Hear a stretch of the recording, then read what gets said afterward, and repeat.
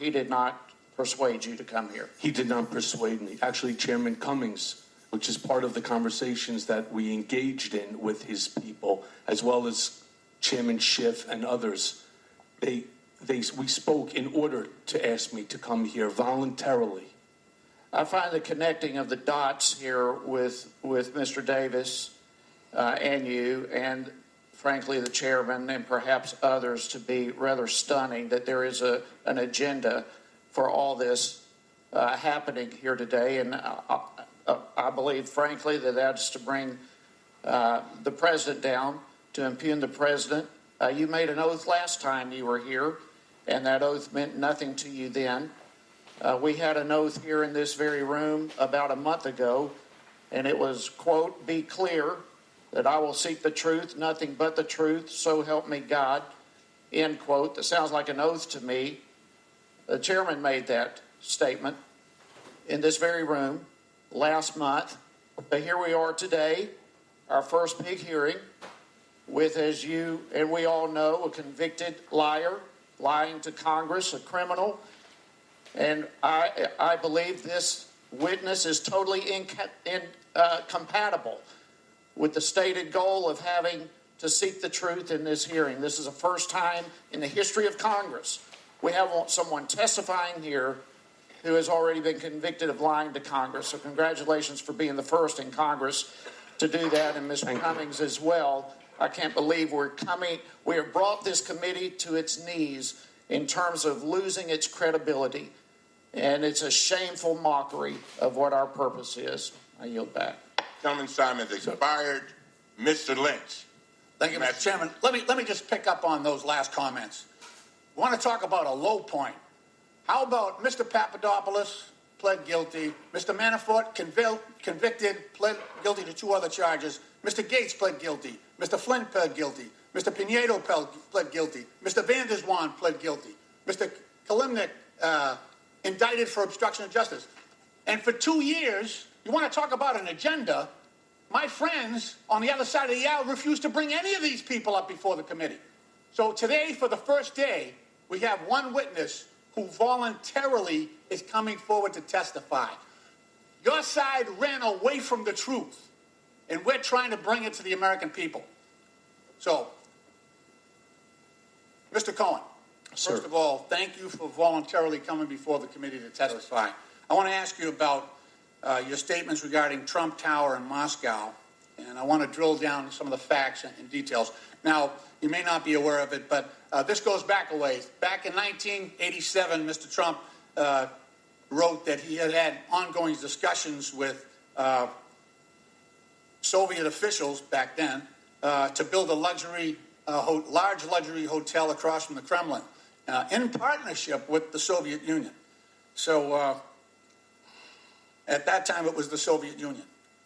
I want to ask you, in your filing with the special counsel Mueller's office, the prosecutors wrote, and I quote, "Mr. Cohen discussed the status and progress of the Moscow project with Individual 1 on more than the 3 occasions Mr. Cohen claimed to the committee, and he briefed family members of Individual 1 with the company about the project."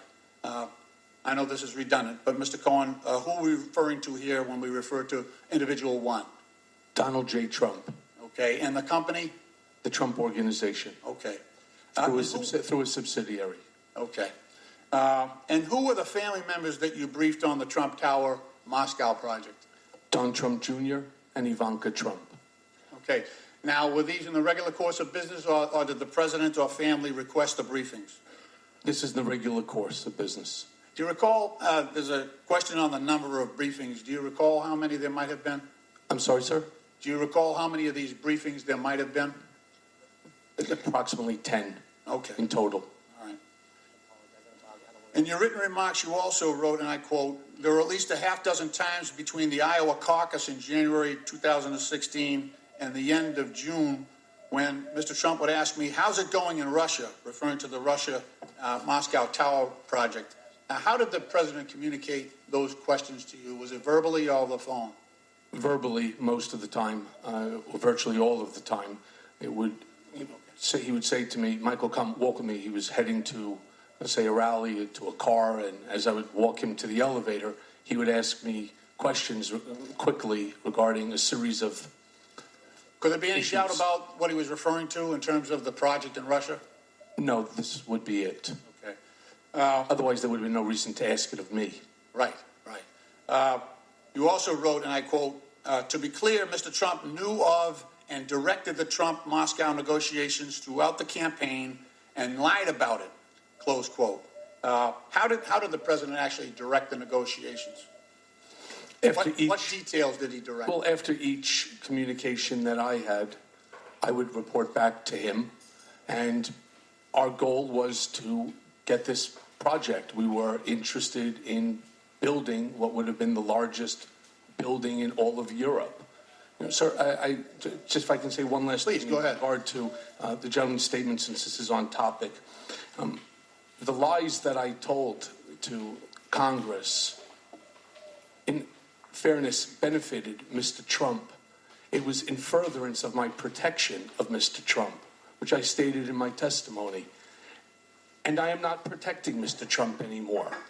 And so, while I truly appreciate taking some of your time onto it, to attack me every single time about taxes, I have no credibility. It's for exactly that reason that I spent the last week searching boxes in order to find the information that I did, so that you don't have to take my word for it. I don't want you to. I want you to look at the documents, Mr. Cohen, and I want you to make your own decision. I need my last 10. Sorry, sir. That's okay. Let me just say, I don't think my colleagues on the other side of the aisle are afraid that you're going to lie. I think they're afraid you're going to tell the truth. Thank you, sir. I yield back the balance of my time. Thank you very much, Mr. Gosar. The gentleman from Ohio, is that recognized? Oh, I appreciate the gentleman for yielding. I just want to respond to Mr. Lynch. I want you to think about this. When have you ever seen a federal agency where this has happened? James Comey, director, fired.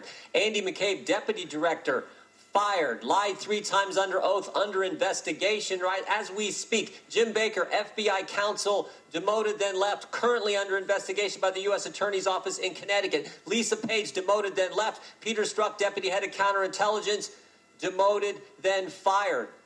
That's what happened. That's what we're concerned about. And today we actually asked for Rod Rosenstein. Oh, by the way, we now know 3 people have told us Rod Rosenstein actually was contemplating using the 25th Amendment to remove the guy from presidency who the American people put there. And we asked for him to be a witness today, and the chairman said no. And instead we get 30 minutes from a guy who's going to prison in 2 months for lying to Congress. Mr. Cohen, I got 2 quick questions before I yield back to my colleague. Mr. Heiss asked you who all you've talked to. You said you spoke to Mr. Schiff. Obviously, you spoke to Mr. Cummings. You're going in front of both committees. You're here today. You're going to be in front of Mr. Schiff's committee tomorrow. Have you spoken to Chairman Nadler or anyone on his staff, or have any of your attorneys spoken to Chairman Nadler? I don't know about my attorneys. I have not spoken to. You don't know if your attorneys have I have not spoken to Congressman Nadler, and I'm not aware, sir. I'm not aware if my attorneys. I can ask them. Can turn around and ask him. The answer, sir, is no. Okay. And you said at this present time, Mr. Davis is not getting paid. Are you anticipating him receiving some kind of compensation in the future? When I start to earn a living, He's going to wait 3 years? Yeah. Wow. The answer is yes. That's a first. I've never known a lawyer wait 3 years to get paid. I guess he thinks it's important. All right. With that, I yield to the gentleman from Arizona. Well, thank you. Mr. Cohen, you're a disgraced lawyer. I mean, you've been disbarred. And so I'm sure you remember, well, maybe you don't remember, duty of loyalty, duty of confidentiality, attorney-client privilege. I think the gentleman over your right side actually understands that very, very well and wouldn't do what you are doing here today. So let's go back at this credibility. You want us to make sure that we think of you as a real philanthropic icon, that you're about justice, that you're the person that somebody would call at 3 o'clock in the morning. No, they wouldn't. Not at all. You saw Mr. Comer dissect you. Right in front of this committee, you conflicted your testimony, sir. You're a pathological liar. You don't know truth from falsehood. Sir, I'm sorry. Are you referring to me or the president? Hey, this is my time. Are you referring to me, sir, or the president? When I ask you a question, Yes. I'll ask for an answer. Sure. Now, are you familiar with Rule 35 of the Federal Rules and Criminal Procedures? I am now. Oh. So the committee understands that you've been in contact with the Southern District of New York. Is that true? I am in constant contact with the Southern District of New York regarding ongoing investigations. And part of that application is to reduce sentencing time, is it not? Yes. There is a possibility. Yes. The answer is yes. No, it's not, sir. Yes, it is. Okay. It's not. And so testimony here could actually help you out in getting your sentence lessened. Isn't that true? I'm not really sure how my appearance here today is providing substantial information that the Southern District can use for the creation of a case. Now, if there is something that this group can do for me, I would gladly welcome it. Well, I got to tell you, you know, America's watching you. I've been getting texts right and left saying, how can anybody listen to this pathological person? He's got a problem. He doesn't know fact from fiction. And that's what's sad here, is that you didn't do this for Donald Trump, to protect Donald Trump. You did it for you. This is all about you. This is all about this Twitter feed and let me read one of those. Another one.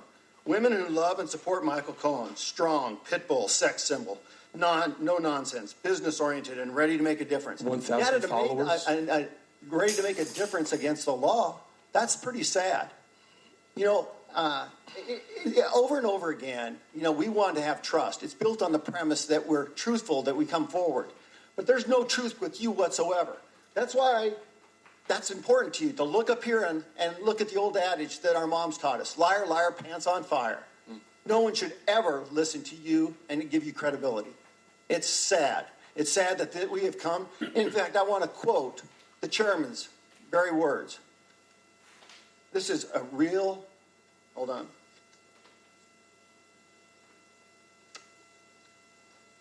Gentleman's time is expired. Sad state. Mr. Goldberg.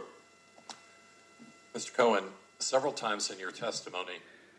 Okay, guys, we're going to stop right there. If you want to hear more of the questioning, all you have to do is tune in to any cable news network, and they'll have it for you. It's ongoing testimony. The House Oversight Committee. Today, Michael Cohen testifies before the House Oversight Committee. You heard it here on Truman's Town Hall.